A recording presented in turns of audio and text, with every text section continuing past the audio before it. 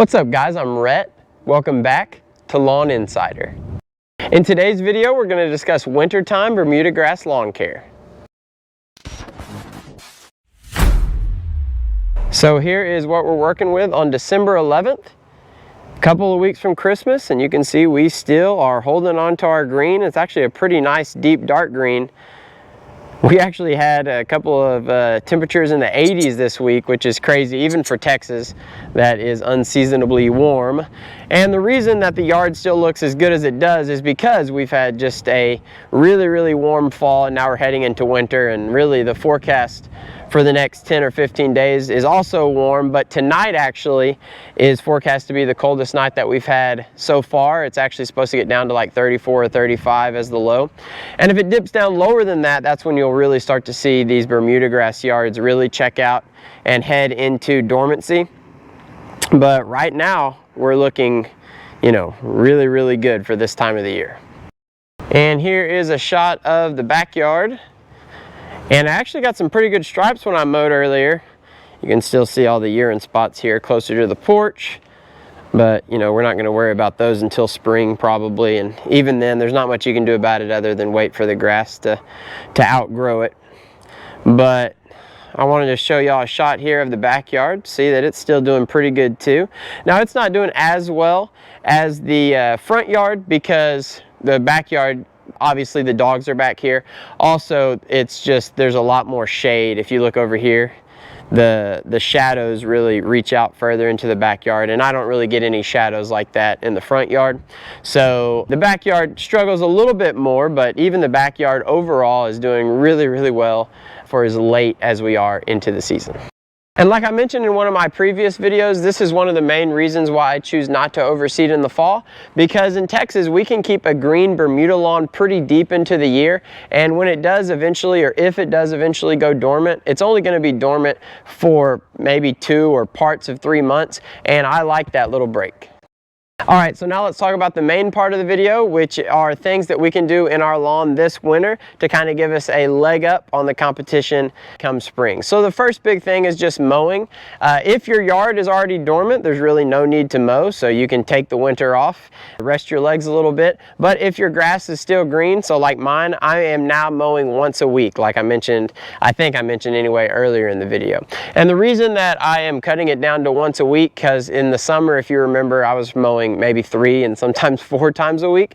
The reason why I'm cutting it down is simply because the grass is not growing as fast as it did earlier in the year. Remember, Bermuda grass is a warm season grass, and during the winter time, its growing pattern is just going to slow down. So I am mowing 1 time a week.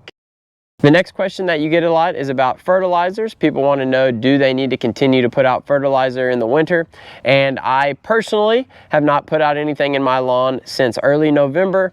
And even that's late for most people. Most people shut it down in early October or sometimes September. But again, in Texas, we get warmer temperatures, so we can push the lawn later into the season.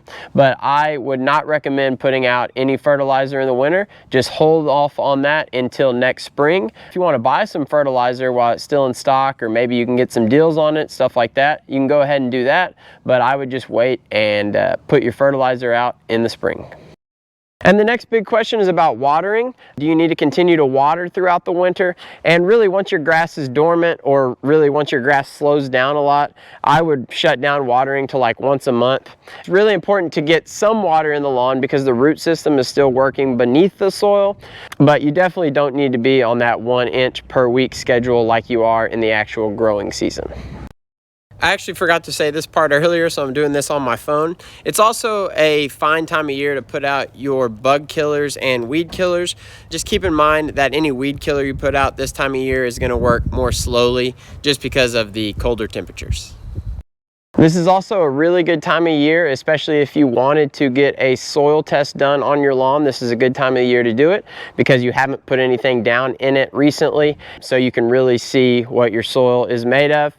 Also, it's a good time to make humic applications, humic acid. It's a good time to make biochar applications if you want to do that. If you already got a soil test and you saw you needed to make some sort of pH adjustment, it's a good time to do that too. And pH adjustments are usually going to be lime, or sulfur applications. So all of those are safe to do this time of year as well.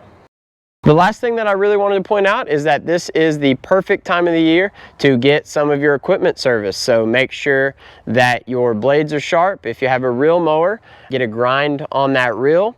Also, if you have gas equipment, small engine equipment, you really want to think about, especially if you're using gas that has ethanol in it, the smartest thing to do is use ethanol-free gas. But if you have gas with ethanol in it, you really want to think about putting some stable or seafoam or a product like that in with the gas tank, and that's just going to protect your carburetor from gumming up, because nobody wants to get to next spring and go to start our equipment and the equipment won't even start because the carburetor's gummed up. Ain't nobody got time for that. So it is a perfect time to service that equipment. All right, y'all, I think I'm going to go ahead and wrap it up right there. I hope you enjoyed the video. If you did, please hit that like button. If you're enjoying the content and you want to continue to see more of it, hit the red subscription button below. And if you have any questions, comments, concerns, leave those in the comment section below. I'll see y'all again next time. And just in case I don't see y'all before Christmas, Merry Christmas. Lawn Insider out.